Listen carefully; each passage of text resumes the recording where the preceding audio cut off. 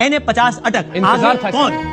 आगे है तहरीक लब्बैक के हाफिज मोहम्मद साद 5176 वोट लेकर आगे हैं फिलहाल टीएलपी के हाफिज मोहम्मद साद। इंडिपेंडेंट उम्मीदवार ईमान वसीम 2838 वोट लेकर अभी पीछे हैं। साद रिजवी साहब, हाफिज मोहम्मद साद रिजवी साहब ऑफ कोर्स खादिम रिजवी साहब के बेटे जो तहरीक लब्बैक की कमान संभाले हुए हैं 5176 वोट। The next day. चलो भाई देखो अब मैं क्या करता हूँ।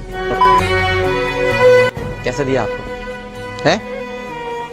नहीं दिया? अच्छा 82% रिजल्ट जो आए थे वहाँ पे साद रिजवी साहब लीड कर रहे थे, लेकिन जुम्मे की नमाज पढ़ाई जाती है, उसके बाद जो है वो रिजल्ट सारे चेंज हो जाते हैं। जो तीसरे नंबर पे था उनको पहले नंबर पे कर दिया जाता है। इस वाले से क्या कहेंगे? 29 पोलिंग स्टेशन के रिजल्ट नहीं दिए गए अभी तक। वहाँ पर लोग बैठे हुए हैं हमारे, लेकिन रिजल्ट नहीं दिए जा रहे हैं। 50 के अंदर भी हमारी पोजीशन ठीक थी और पाकिस्तान के बहुत सारे ऐसे हल्के थे जिसमें कौमी और सूबाई तो बेशतर हल्के थे। तकरीबन रात तक रिजल्ट सुनाते रहे, लेकिन रात 3 बजे के बाद 30% उसका रिजल्ट रोक लिया और सुबह उन्होंने 7 बजे रिजल्ट अनाउंस कर दिया। तो मसला नहीं है, हार जीत का मसला नहीं है, मसला है कि हजम नहीं हो रहा कि तहरीक लब्बैक ने इतना बड़ा वोट बैंक और इतना बड़ा वोट मार्जिन फिर दोबारा।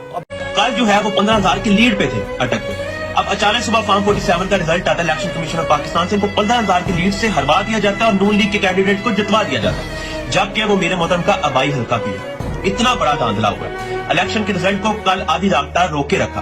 वो इलेक्शन कमीशन ऑफ पाकिस्तान का चीफ घर से कभी वापस आता था, कभी घर जाता था, यानी कि कुछ ना कुछ अंदर थी हलचल। और ये बात माने कि रात को ये सब प्लानिंग करते रहे हैं कि कहां से नून लीग को जितवाना है। जिसकी आपको मर्जी होगी आप उसको ले आएंगे, जिसकी आपकी मर्जी होगी आप उसको हटा देंगे।